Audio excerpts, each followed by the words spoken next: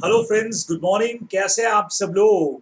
तो आज हम लोग साथ में हैं। आप लोगों की बहुत ज़्यादा डिमांड थी कि सर बता दीजिए जल्दी से कि आखिर हमको हमारा रिवीजन कैसे करना है। तो चलिए जी, सीए फाउंडेशन वालों के लिए एक छोटा सा रिवीजन प्लान है मेरा। 45 डेज का रिवीजन प्लान मैंने बनाया है। और बच्चों, बहुत क्लियर कट आपको बता देता हूँ कि कोई जबरदस्ती नहीं है कि आप इस रिवीजन प्लान को एज इट इज फॉलो करेंगे। ये जस्ट आपको एक गाइडलाइन प्रोवाइड करेगा जिसके हिसाब से आप अपना खुद का एक रिवीजन प्लान कर सकते हैं।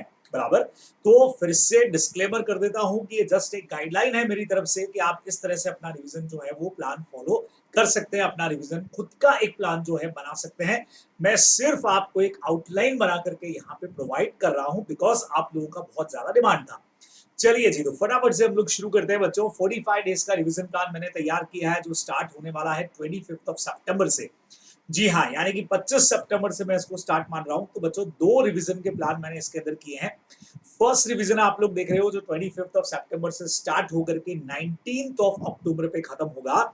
यानी 25 दिन का प्लान हमने यहाँ पे बनाया है 25 डेज का। बराबर। अब 25 डेज के अंदर आप कैसे क्या पढ़ेंगे, किस तरह से पढ़ेंगे, ये आप लोगों को डिसाइड करना है। कैसे, आप सुनिएगा। आप लोगों के पास में कुल सब्जेक्ट की अगर बात करूं तो बिजनेस लॉ है, देन बीसीआर है, मैथ्स एंड स्टैट्स है, इकोनॉमिक्स है, बिजनेस कमर्शियल नॉलेज है और साथ में अकाउंटेंसी है। ये सारे सब्जेक्ट यानी 1 2 3 4 5 6 सब्जेक्ट्स आप लोगों के पास में है। 4 सब्जेक्ट है, आप लोग जानते हो। 4 सब्जेक्ट एग्जाम के हिसाब से है, लेकिन आपके प्रिपेयर करने के हिसाब से टोटल 6 सब्जेक्ट्स आप लोगों को यहाँ पे पढ़ने पड़ेंगे। तो उसके हिसाब से मुझे लगता है ऐसा कि इस वक्त में वक्त आ चुका है कि आपको 9 से 10 घंटा यहाँ पे पढ़ना चाहिए।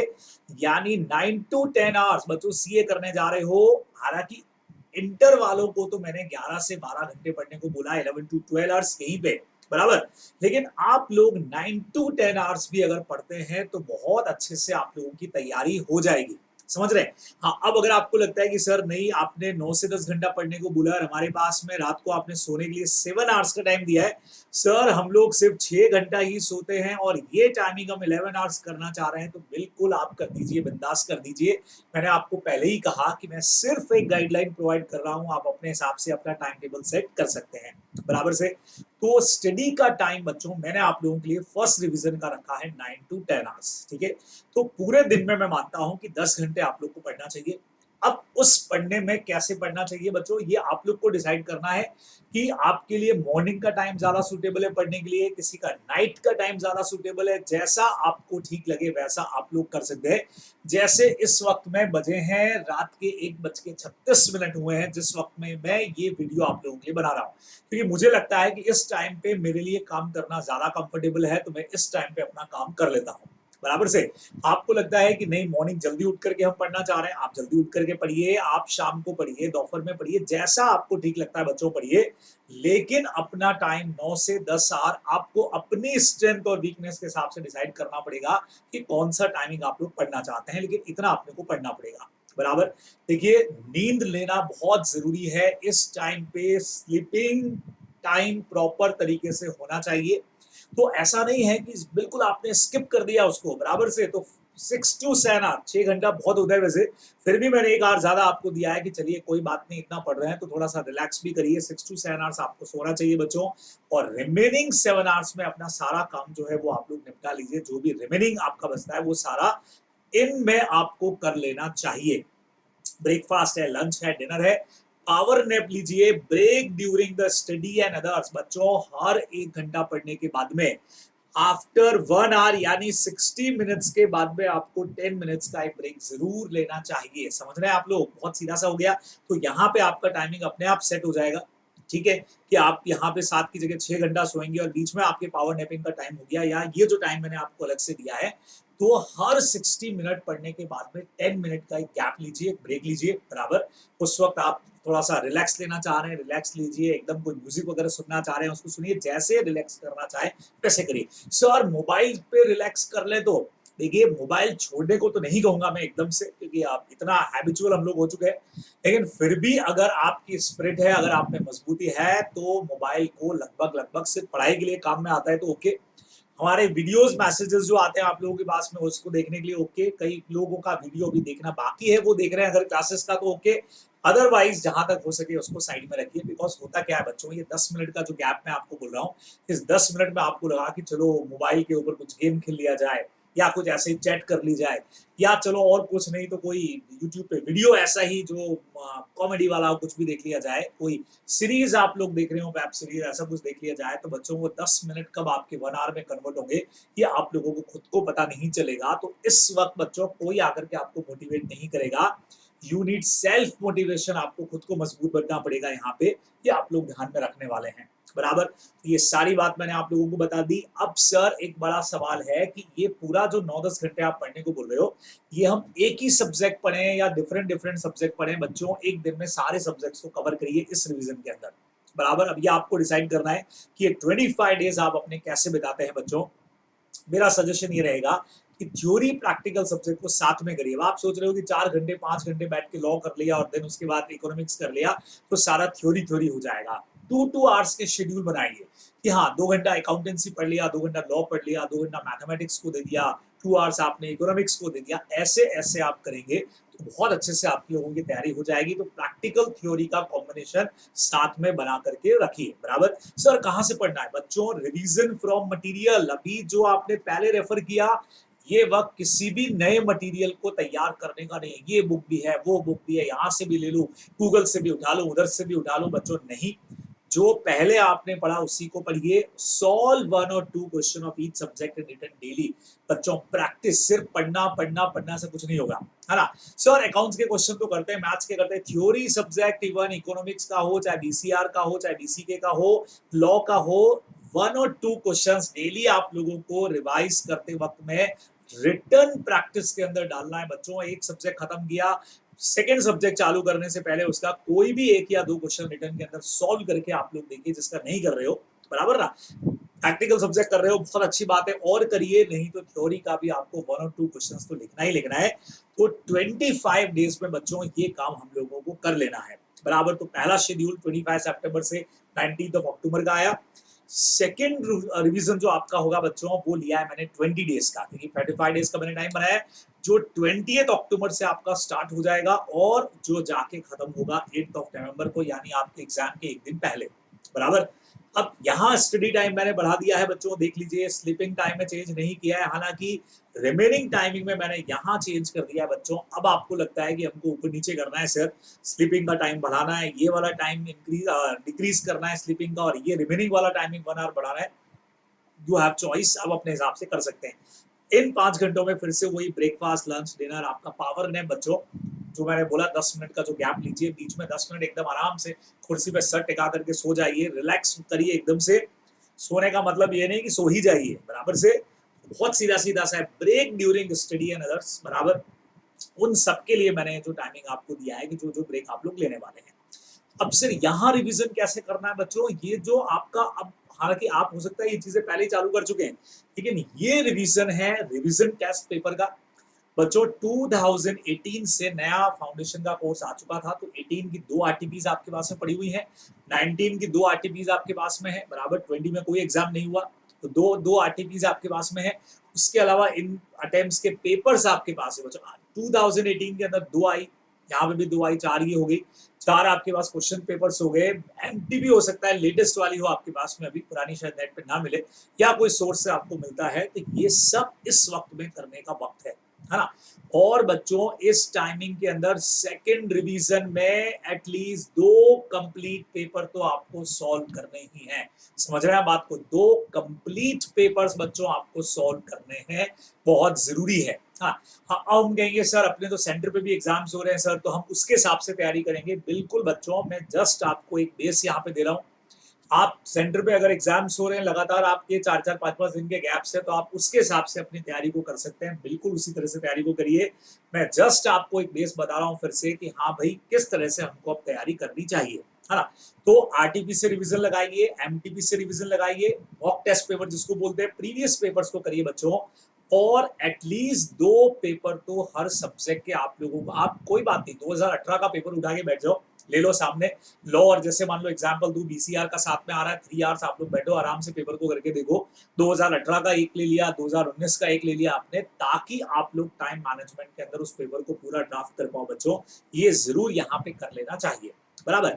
अच्छा, यहाँ मैंने आपको डेज वाइज भी सेटअप करके दिया आपका सेकंड डिवीजन। आप ऐसा कर सकते हैं कि 21, 22, 20, 21, 22 और 23 अक्टूबर को आपने सबसे पहले बिजनेस लॉ को हाथ में ले लिया, क्योंकि एक रिवीजन आप ऊपर लगा चुके हो, उससे पहले भी आप पढ़ चुके हो, मैं ये मान के चल रहा हूँ कि कोर्स इस वक्त तक खत्म हो चुके हैं, तो इस टाइम पीरियड के अंदर बिजनेस लॉ का आपने लगा लिया है रिवीजन बराबर से।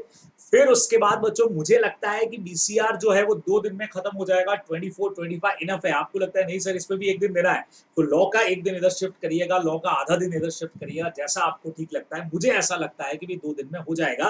ये 60 मार्क्स का पोर्शन है आपका, ये 40 मार्क्स का पोर्शन भी है, बराबर। फिर बच्चों नेक्स्ट मैंने दिया 26, 27, 28 मैंने दिए मैथ्स और स्टेट्स के लिए, कि भाई इस टाइम पीरियड में मैथ्स और स्टेट्स आप लोग तैयार कर लें, 3 दिन बहुत है मेरे हिसाब से, बराबर। फिर बच्चों 3 डेज मैंने दिए हैं इकोनॉमिक्स के लिए, कि 3 दिन में आप इकोनॉमिक्स तैयार कर सकते हैं, ठीक है। अब बच्चों फर्स्ट, सेकंड एंड थर्ड 3 दिन मैंने दिए हैं, ये हो जाएंगे बच्चों नवंबर के। ओके ओके, छोटा सा मिसप्रिंट हो गया इधर, ये बच्चों हो जाएगा हमारा नवंबर के लिए, बराबर। फर्स्ट, सेकंड एंड थर्ड नवंबर में हम पहुंच चुके हैं, एग्जाम आने वाले हैं बस अब। तो बिजनेस कमर्शियल नॉलेज आप यहाँ पे तैयार कर सकते हो। आपको लगता है सर 3 दिन बहुत ज्यादा दे दिया आपने, एक दिन इकोनॉमिक्स के अंदर शिफ्ट कर दीजिए, आप इसको 2 ही दिन दीजिए, जैसा आपको ठीक लगे आप कर सकते हैं बच्चों। और फाइनली बच्चों 3 तारीख के बाद में नवंबर का 4, 5, 6, 7 और 8, आप बोलेंगे सर 5 दिन, 5 डेज में दे रहा हूं बच्चों अकाउंट्स के लिए, क्योंकि आपका पहला पहला पेपर है जिसका अच्छा होना बहुत जरूरी है, बराबर। साइकोलॉजिकली भी बहुत जरूरी है। अकाउंट्स का पेपर बिगड़ा मतलब आगे के पेपर्स पर इफेक्ट आने वाला है, आपका मेंटल बैलेंस बिगड़ेगा। इसीलिए 5 डेज का पूरा टाइम हमने दिया कि सर अकाउंट्स को बहुत अच्छे से तैयार कर लें, ताकि पेपर भी अच्छा हो जाए, मोटिवेटेड भी रहे, माइंड भी सही रहे कि यस सर एक पेपर बढ़िया हो गया, अब आगे के तो हम निकाल ही लेंगे, बराबर। तो ये आप यहाँ पे करने वाले हो, ठीक है। तो ये मेरी तरफ से 9th को तो आपको पेपर देने जाना ही है, तो इतना टाइम बच्चों मैंने अकाउंटेंसी को दे दिया है, बराबर। तो ये एक शेड्यूल मैंने यहाँ पे तैयार आपके लिए कर दिया, शेड्यूल पूरा तैयार है। अब बच्चों पहले मैं आपको बोल चुका हूँ हर 10 मिनट के बाद में ब्रेक लीजिए, मतलब 1 घंटे के बाद में 1 आवर का स्टडी, 60 मिनट का स्टडी के बाद में 10 मिनट्स का ब्रेक है ना, ऐसा नहीं 10 मिनट के बाद ब्रेक ले लेना। रिलैक्स रखिए खुद को, उसमें म्यूजिक को सुनिए भाई, डांस वांस आता है तो डांस कर लीजिए, थोड़ा सा बाहर घूम के आइए, घर से बाहर आसपास घूमने नहीं जाना है, वैसे भी कोरोना का टाइम है, बराबर। लेकिन कहीं आसपास गार्डन है तो वहां पे घूम लिया, ऐसे ही घर में छत पे वॉक कर लिया, कुछ भी करिए, लेकिन ऐसा जरूर करिए। हल्का फुल्का एक्सरसाइज एक्सरसाइज एक्सरसाइज कुछ कर लिया, रिलैक्स खुद को कर लिया, जरूर करिए।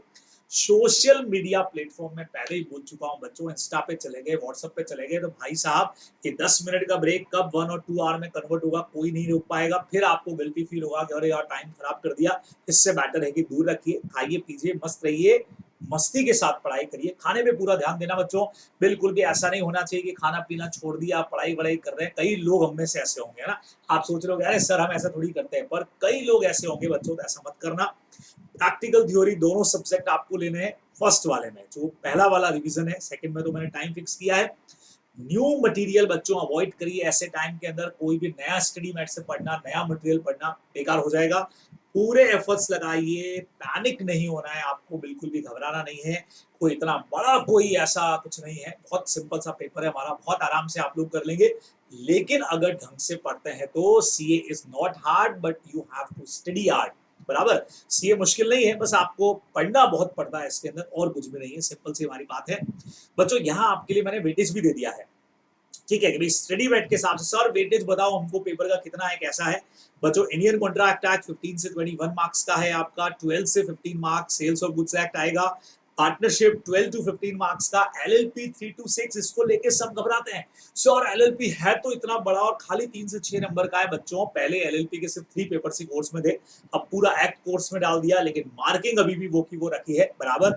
तो जैसा आप कर सकते हैं वैसा आप करें, ठीक है। Companies act again 9 to 12 marks का है हमारा बच्चों, तो सबसे ज्यादा फोकस इसके ऊपर है। सर ये तो बहुत वाइड है बच्चों, इतने टाइम से पढ़ रहे हो, अब क्या वाइड है क्या कम है, आखिर करना है अपने को, है ना। सर इसमें से कुछ छोड़ सकते हैं क्या चैप्टर, ये वो बच्चों पूरा वेटेज एक साथ है, सीए में कहीं कुछ छोड़ा नहीं जाता। अगर छोड़ते हैं तो आप अपने रिस्क पे छोड़ें, मेरी तरफ से कोई मना नहीं है बच्चों, अपना रिस्क होगा। ठीक है, आपको लगता है स्मार्ट स्टडी सर एलएलबी छोड़ देते हैं बाकी से काम हमारा संभल जाएगा, हम निकाल लेंगे, तो बिल्कुल आप जैसा ठीक समझे वैसा कर सकते हैं। वेटेज मैंने आपको यहाँ पे बता दिया है। ठीक है, अब बच्चों कुछ डाउट्स है तो मैंने अपनी कुछ और क्लासेस में भी डिस्कस किए थे, उसमें सारे लोग नहीं थे, तो यहाँ पे भी मैं डिस्कस कर लेता हूँ। कयामत से कयामत वाले डाउट जो आप पूछते हुए थकते ही नहीं हो, लगातार पूछे जाते हो, sir section and cases are necessary or not.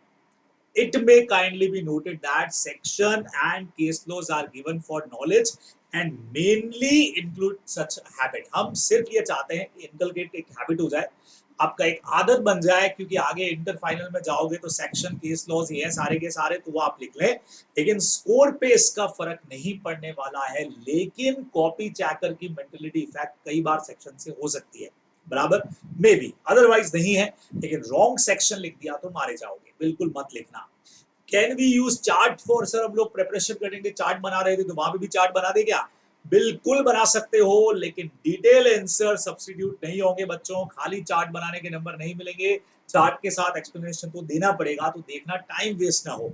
Sir language of study mat या एक्ट का लैंग्वेज जरूरी है क्या? बच्चों क्लियर बोला हुआ है, word to word of act और एसएमएस नॉट रिक्वायर्ड। ऐसे बोले तो स्टडी मैट का वर्ड टू वर्ड बोला है, क्लियर इंस्टीट्यूट है कि लिखने का जरूरत नहीं है। आप अपना लैंग्वेज भी आंसर के लिए यूज कर सकते हो, जैसा मैं शुरू से कहता आ रहा हूं, लेकिन फिर भी ध्यान ये रखना है कि आपका लैंग्वेज उनका लैंग्वेज से कम मैच करना चाहिए, बराबर।